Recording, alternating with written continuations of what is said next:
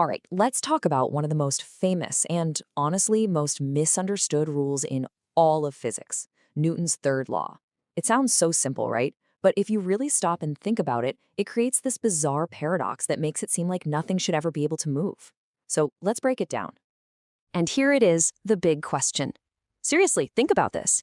If you push on a box, the box pushes back on you with the exact same force. So if you have these two forces that are perfectly equal and pointing in opposite directions, shouldn't they just cancel out? How is anything anywhere able to move at all? It feels like a glitch in the matrix. Now, this is how physicists like to visualize the problem. It's called a free body diagram. We just draw arrows for all the forces acting on an object. But wait a second. If Newton's third law is always true, then for every single arrow we draw, there has to be an equal and opposite one pointing the other way. So why isn't the net force, the grand total of all forces, always a big fat zero? How does anything ever get going? To solve this puzzle, we've got to go right back to the rule that seems to be causing all the trouble in the first place. Let's take a closer look at what the law actually says, because getting our heads around this unmovable paradox starts with really understanding these action-reaction pairs. Okay, so here's the official textbook language. It sounds a little dense, I know, but the words you really need to latch onto are equal and opposite. This isn't just a casual suggestion. It's a fundamental symmetry of the entire universe. Every single force that exists is just one half of a matched set.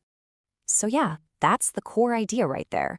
You literally cannot have a push without a push back. You can't have a pull without an equal pull in the other direction. Every single interaction is this perfect, balanced duo of forces. Which, of course, brings us right back to our original question. If everything is so perfectly balanced, how do we ever break the tie and actually get something to move? And now for the aha moment. The solution to this whole paradox is actually surprisingly simple, but it will completely change how you look at these force pairs. This is what I like to call the great uncanceller, and it's the reason motion is even possible. Okay, so what's really going on here is all about where the forces are acting. Let's look really closely. The person pushes the box, so that force is applied to the box. And in return, the box pushes the person, so that reaction force is applied to the person. Do you see it? They are not acting on the same object. And that is the secret sauce. This is the whole shebang right here. Action-reaction forces can't cancel each other out for one simple reason. They never, ever act on the same object. For forces to cancel, they have to be applied to the same body. This one simple fact is the great uncanceller. So here's our new key definition and the solution to the entire puzzle. If you want to figure out if an object is going to move, you only look at the forces acting on that one specific object. The force that object is exerting on something else, it's completely irrelevant to its own motion. And just like that, the paradox vanishes. Okay, the theory is cool and all, but let's see how this actually plays out in the real world with some classic examples. This is where the concept is really going to click into place, when we can see the law in action. Let's take a rifle being fired. The rifle pushes the bullet forward, that's the action. And at the exact same instant, the bullet pushes the rifle backward with an absolutely identical force. That's the reaction, and it's what we feel as recoil. The forces are perfectly equal.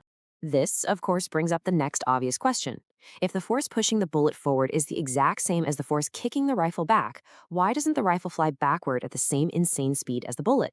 Well, the answer lies in Newton's other smash hit, his second law. You know this one, force equals mass times acceleration, or F equals ma. The force is the same for both objects, but that force is being applied to two very, very different masses. This comparison just lays it all out, doesn't it? The bullet has a tiny little mass, so that big force gives it a huge acceleration. The rifle, on the other hand, has a much larger mass, so that same exact force gives it a much smaller acceleration. You know, a kick, not a launch. The force is identical, but the effect couldn't be more different. All right, here's a myth we've got to bust, that rockets need air to push against. The reality, they actually work best in the pure vacuum of space. And why is that? It's because the rocket isn't pushing against anything external at all. The rocket violently pushes hot gas out its engine, that's the action, and in reaction, the gas pushes the rocket forward. It's a perfect self-contained little dance. Okay, so now let's see how mastering this law lets physicists solve really complex problems. The secret isn't just knowing the rule, it's learning how to choose what you're looking at, or what's called defining your system. So here we have a classic physics problem. A professor is pushing a cart full of gear. Just think about all the forces going on here. She pushes back on the floor pushes her forward, she pushes the cart pushes her back, and then you've got friction fighting the whole thing. It's a zoo of forces. So how in the world do we find the acceleration of the whole setup? Well, here's the trick. First, we define our system as everything moving together. The professor, the cart, the whole shebang. When we do that, all the forces between them, like her hands on the cart, become internal forces. They're happening inside our system, so they just cancel each other out and we can ignore them.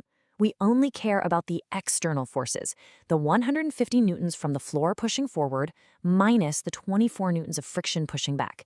Do a little math and we find our acceleration is 1.5 meters per second squared. But what if we want to know this specific force the professor is applying just to the cart? No problem. We just redefine our system. This time, our system is only the cart and the equipment. We know their mass, and we know their acceleration. So F equals ma tells us the net force needed to move them is 29 newtons. But the professor also has to overcome that 24 newtons of friction, so we add that back in, and voila! The total force she's pushing the cart with is 53 newtons. This chart just shows it all so perfectly. To get everything moving, the professor has to push off the floor with 150 newtons of force. But only 53 of those newtons are actually transmitted to the cart itself. So where'd the rest of the force go? It went into accelerating her own body. This is why choosing your system is so powerful. It's the key to seeing the right forces. So what's the big takeaway from all this? It's that a force isn't some singular event that just happens. It's always one half of an interaction. Newton's third law isn't about forces canceling out. It's about a fundamental symmetry that's literally built into the fabric of our universe. You simply can't touch without being touched back. And that leaves us with a final, kind of bigger thought. If every single push, pull, and gravitational tug is part of an inseparable pair that links two different objects, can anything in the universe ever truly act alone? It suggests that on the most fundamental level, everything is interconnected. Something to think about, right?